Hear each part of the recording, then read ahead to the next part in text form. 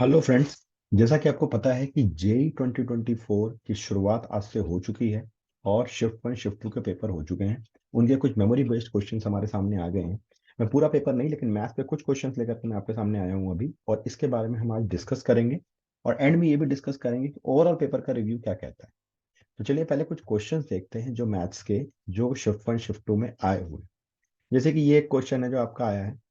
इसमें पूछ रहा है कि x की पावर 2012 का कोफिशिएंट निकालना है जो, और एक्सपेंशन सीरीज आपको दी गई है वो है 1 माइनस एक्स की पावर 2008, 1 प्लस एक्स स्क्वायर की पावर 2007।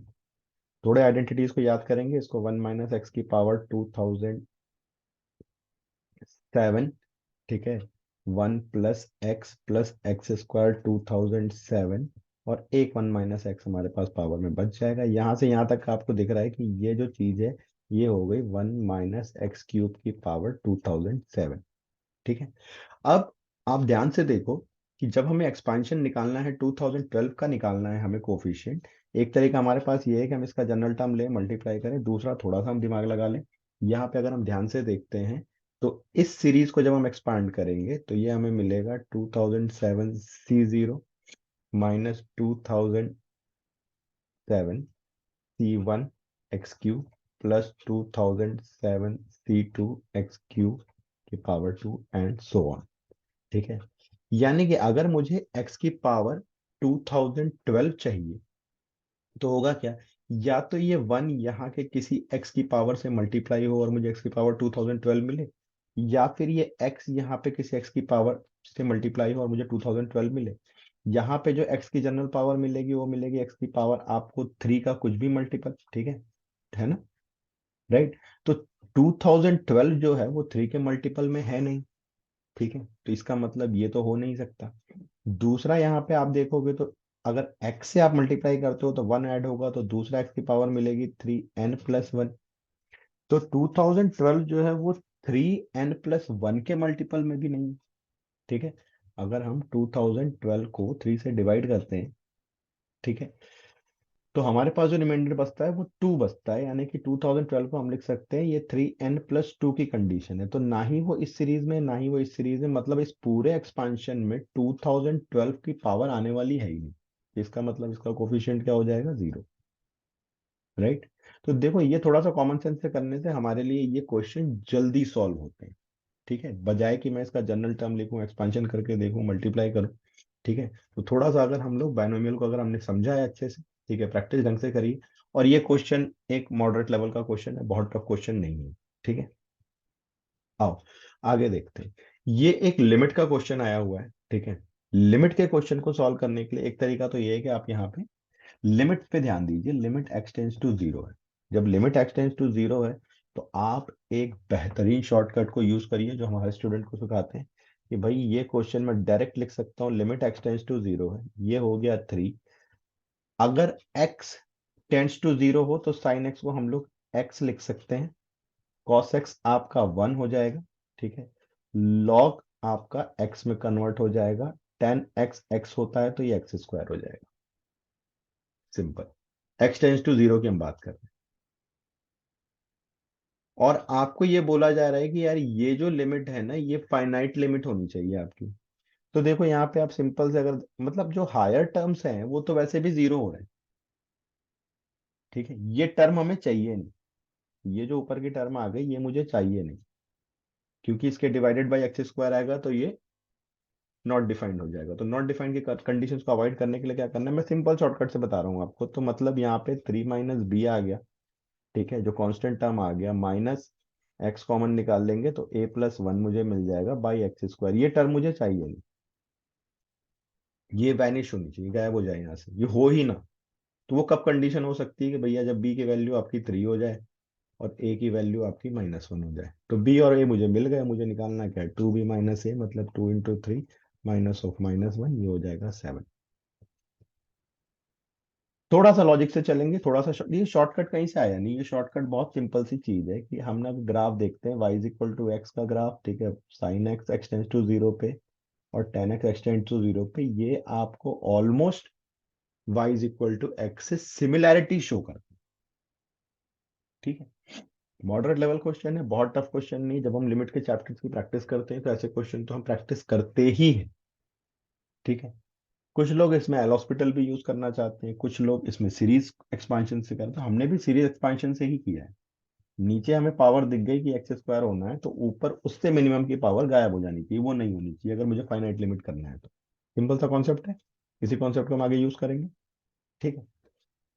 बहुत ज्यादा क्वेश्चन अभी हम डिस्कस नहीं कर रहे हैं, मेमोरी बेस्ड क्वेश्चन है। जो क्वेश्चन अभी सामने आए हैं उनमें से कुछ क्वेश्चंस को लेकर बेसिकली पर्पस है रिव्यू करना। पर्पस अभी सॉल्यूशन देना नहीं है। ठीक है। पर्पस है इसको रिव्यू करना कि भाई इसका रिव्यू हमें देखना है कि कैसे आपके क्वेश्चंस जा रहे हैं, किस डायरेक्शन में जा रहे हैं। ठीक है। पेपर ये टफ था। जो सेकंड शिफ्ट का पेपर हुआ है वो थोड़ा टफ था। बेसिकली मैथ्स का पोर्शन टफ। ठीक। आप पिछले 2-3 सालों से ये देख लो जो जेई हो रहा है उसमें, अब हम फिजिक्स को देखें तो फिजिक्स, तो एक टाइम पे 13-14 का आप एरा देखोगे तो वहां पे फिजिक्स का लेवल थोड़ा हाई था, लेकिन अब जो फिजिक्स है वो एनसीईआरटी के थोड़ा आसपास है। ठीक है। बहुत ज्यादा हाई लेवल के क्वेश्चन नहीं है फिजिक्स में। 2-4 क्वेश्चन का ही रेशियो आता है। ठीक है। मैथ्स में आप देखोगे तो आपको इजी क्वेश्चन ढूंढने पड़ते हैं। अगर आप ढंग से पेपर को ढूंढोगे तो आपको 10 क्वेश्चन ऐसे मिल जाते हैं जो आप नॉर्मल प्रैक्टिस में जो कर रहे हो उसके लेवल के आसपास ही क्वेश्चन होते हैं, वो आप सॉल्व कर सकते हैं। वैसे क्वेश्चन आपने किए हुए होते हैं प्रैक्टिस के टाइम पे। राइट। तो कुल मिलाकर के जो हमें समझ में आता है कि अगर किसी बच्चे ने 40, एक हम एवरेज की बात कर रहे हैं कि एवरेज बच्चा जिसने ट्वेल्थ के ऊपर ज्यादा फोकस किया है, जेई के ऊपर ज्यादा फोकस नहीं किया है, ठीक है, अगर उसे सेलेक्ट होना है तो अगर 40 से 45 की क्वेश्चन की रेंज अटेम्प्ट करी गई है जिसमें नेगेटिव्स थोड़े कम हो, तो एक अच्छी परसेंटाइल की हम उम्मीद कर सकते हैं। बाकी ये कोई प्रिडिक्शन नहीं है, एग्जैक्टली तो हमें तब पता चलेगा जब हम आगे के पेपर्स को देख लें। ठीक है। और जो 29 से जो आगे एग्जाम होने वाले हैं उनके पेपर जब आएंगे तब हमें ज्यादा क्लैरिटी आएगी कि भाई एग्जैक्टली अब क्या होना चाहिए सीक्वेंस। ठीक है। बट लेकिन जो अभी समझ में आ रहा है 40 से 45 में एक good percentile we can expect. ठीक है। नेगेटिव थोड़े कंट्रोल हो, नेगेटिव कम से कम हो। और आप जब क्वेश्चन सॉल्व करने जा रहे हैं आगे के शिफ्ट में, जो स्टूडेंट्स क्वेश्चन सॉल्व करने जा रहे हैं, प्लीज प्रिपेयर 10 क्वेश्चन मैथ्स में आपको ऐसे मिलने वाले हैं जिस लेवल के क्वेश्चन आपने ऑलरेडी सॉल्व किए हुए हैं। ठीक है। एक और क्वेश्चन देखते हैं, बहुत इजी इंटीग्रेशन से, ऐसे इंटीग्रेशन हमने किए हुए हैं। राइट। सबसे पहले ऐसा इंटीग्रेशन में हमें यही सिखाया जाता है कि यार यहाँ पे ना नीचे से कुछ आप सब्स्टिट्यूशंस करोगे और ऊपर की टर्म जो है वो आपको डिफरेंशियल कोफिशिएंट में कन्वर्ट हो जाएगी। ठीक है। ऊपर से सपोज करो हमने एक्स की पावर 6 कॉमन ले लिया, तो यह आपका हो जाएगा एक्स स्क्वायर माइनस 1/x⁴। नीचे से एक्स की पावर 6 कॉमन ले लो, तो ये आपका हो जाएगा एक्स की power 6 plus 1/x⁴ plus 3 tan inverse x³ plus 1/x³। Right. अब ये एक्स की पावर 6 कैंसिल हो गया। ठीक है। यहाँ 1/3 करो, 3x² माइनस 3/x⁴। ठीक है। dx बाय x⁴ ठीक है। तो x⁴ जो है इसे हम लिख सकते हैं x³ का होल स्क्वायर प्लस 1/x³ का होल स्क्वायर प्लस 2। ठीक है। आइडेंटिटी में हम कन्वर्ट करना चाह रहे हैं, -2 भी करना पड़ेगा, plus 3। Right. tan inverse x³ plus 1/x³। तो अब देखो ये आपका कन्वर्ट हो गया 1/3, 3x² minus 3/x⁴ dx divided by, ये आपका आ गया x³ प्लस 1/x³ का whole square -2 plus 3 plus 1 tan inverse x³ plus 1/x³। अब सिंपल सब्स्टिट्यूशन हम सबको नजर आने लग गया यहाँ पे। ठीक है। कि tan inverse x³ plus 1/x³ को अगर हम y ले लें तो x³ plus 1/x³ tan y हो गया। तो इसे हम डिफरेंशियल कोफिशिएंट में कन्वर्ट करें तो 3x² माइनस 3/x⁴ dx, ये हो गया आपका sec² y dy। राइट।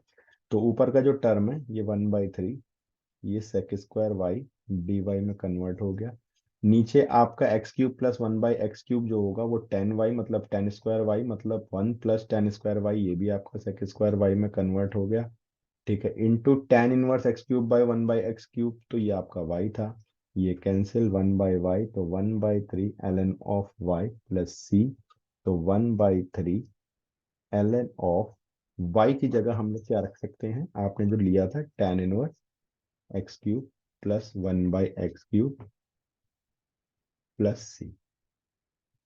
ठीक है, तो एक सिंपल इंटीग्रेशन का क्वेश्चन है, इसमें कोई ज्यादा नहीं है, ज्यादा कुछ चैलेंज नहीं था इसमें।